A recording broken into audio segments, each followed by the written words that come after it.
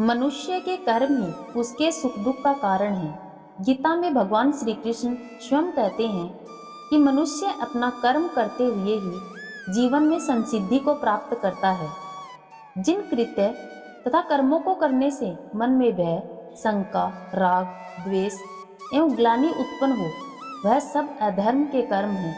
इसलिए मनुर्भव मनुष्य बने और धर्म के कर्म करने के लिए आप पूर्ण रूप से स्वतंत्र हैं, परंतु उसका फल भोगने के लिए प्रतंत्र। कर्म पिछले जन्म का हो तो भी इस जन्म में कर्म फल देगा। बुरा कर्म आपने ना किया हो तो भी वह कई तरीकों से आपके पास आ ही जाएगा। यह कहानी बताती है कि कैसे एक बुरे कर्म का फल उस महिला को मिला जिसका इस कर्म से कोई लेना देना ही नहीं था।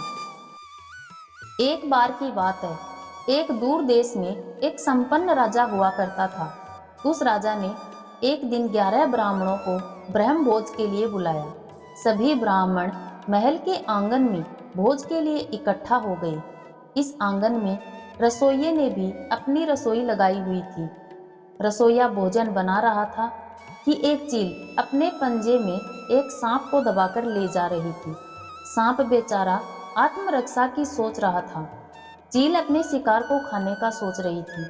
रसोइया भोजन अच्छा बनने के बारे में सोच रहा था और राजा ब्राह्मणों के आने से अति प्रसन्न था।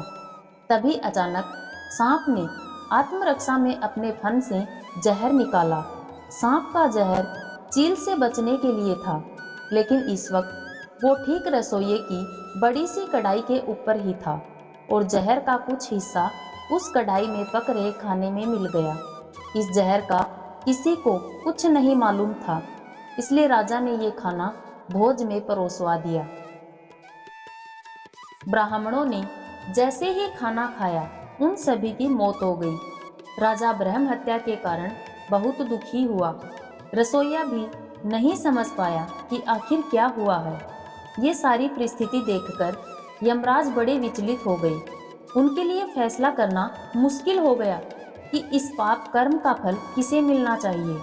वो राजा जिसे पता ही नहीं था कि खाना जहरीला है, वो रसोइया जिसने खाना पकाया था लेकिन खाने में जहर नहीं मिलाया, वह सांप जिसने आत्मरक्षा में जहर उगला था, या वो चील जो राजा के आंगन से गुजर रही थी।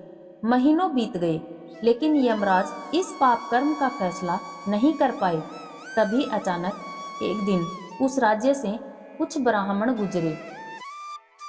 ब्राह्मणों ने रास्ते में एक महिला से राजा के महल जाने का रास्ता पूछा, तो महिला ने रास्ता बताते बताते ये भी कह दिया कि राजा ने तो पिछले ब्राह्मणों को जहर देकर मार दिया था, आप लोग सोच समझकर वहां जाइए।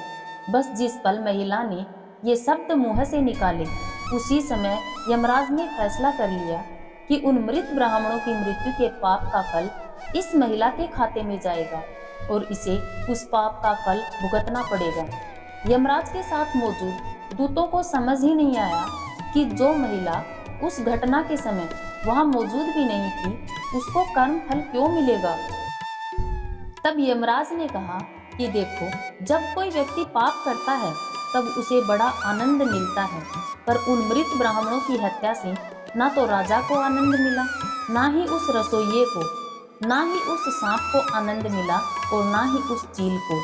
बस उस पाप कर्म की घटना को बुराई करने के भाव से बखान कर उस महिला को जरूर आनंद मिला।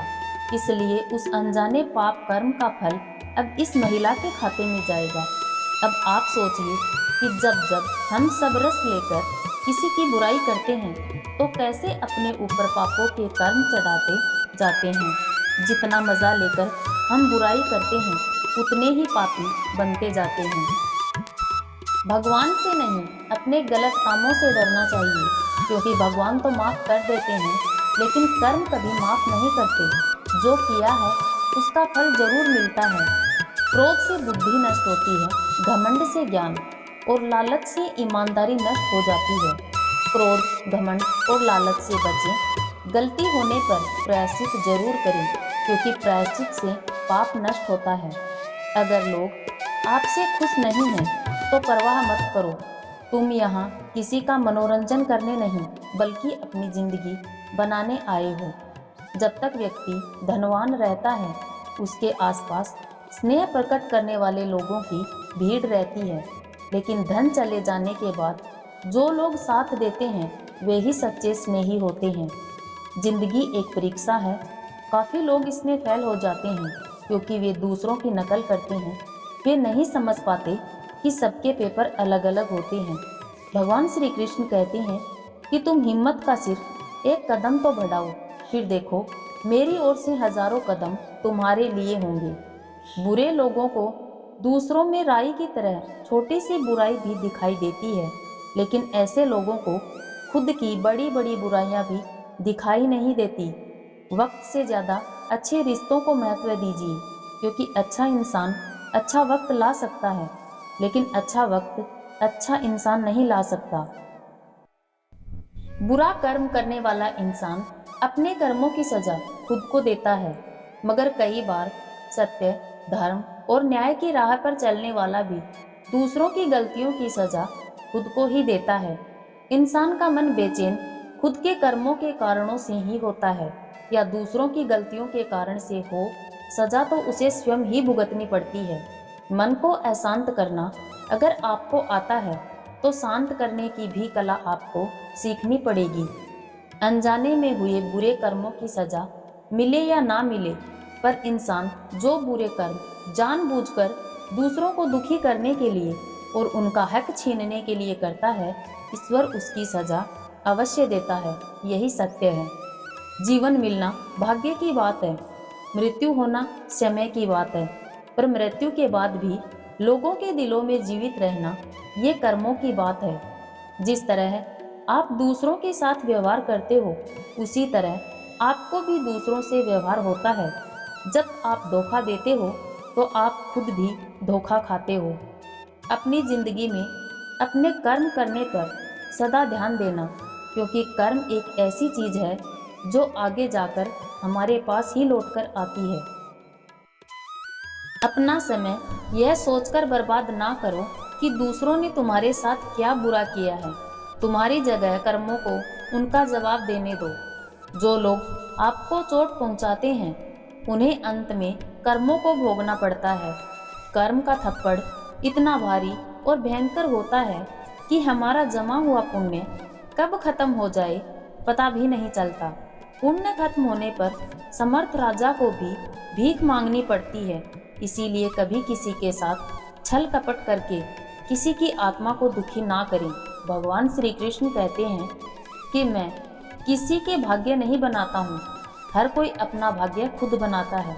तो तुम आज जो कर रहे हो उसका फल तुम्हें कल प्राप्त होगा, और आज जो तुम्हारा भाग्य है वह तुम्हारे पहले किए गए कर्मों का फल है। इंसान की नाजायज कमाई का लाभ कोई भी उठा सकता है, लेकिन उसके कर्मों का फल उसे स्वयं ही भुगतना पड़ता है। ये जरूरी नहीं कि इंसान हर रोज मंदिर जाए, बल्कि कर्म ऐसे होने चाहिए कि इंसान जहाँ भी जाए मंदिर वहीं बन जाए। सफलता चाहते हो तो ईमानदारी से मेहनत करना, सफलता जरूर मिलेगी। अगर किसी को कष्ट देकर सफलता पाने की कोशिश करोगे तो सफलता कभी नहीं मिलेगी। इंसान को कहीं ना कहीं कर्मों का डर सताता है, नहीं तो गंगा में क्यों डुबकी लगाता है। जो कर्म को समझता है उसे धर्म को समझने की जरूरत नहीं पड़ती। पाप शरीर नहीं करता, विचार करते हैं। गंगा विचारों को नहीं, सिर्फ शरीर को धोती है। शरीर में कोई सुंदरता नहीं होती, सुंदर होते हैं तो केवल मनुष्य के कर्म, विचार, वाणी, व्यवहार, संस्कार और उसका चरित्र। जो आपके साथ बुरे हैं उनके साथ ना अच्छे रहो ना बुरे, सिर्फ उनसे दूर रहो। माना जाता है कि मृत्यु के कुछ समय पहले ईश्वर हमारे पूरे कर्म को दिखाते हैं और हम डर जाते हैं। इसलिए ऐसे कर्म करें जहाँ डर की जगह सुकून हो। पिछले जन्म का हो तो भी इस जन्म में कर्म फल जरूर मिलता है। मिलते हैं अगली वीडियो में, तब तक आप लोग अपना ख्याल रखिएगा। जय श्री कृष्ण।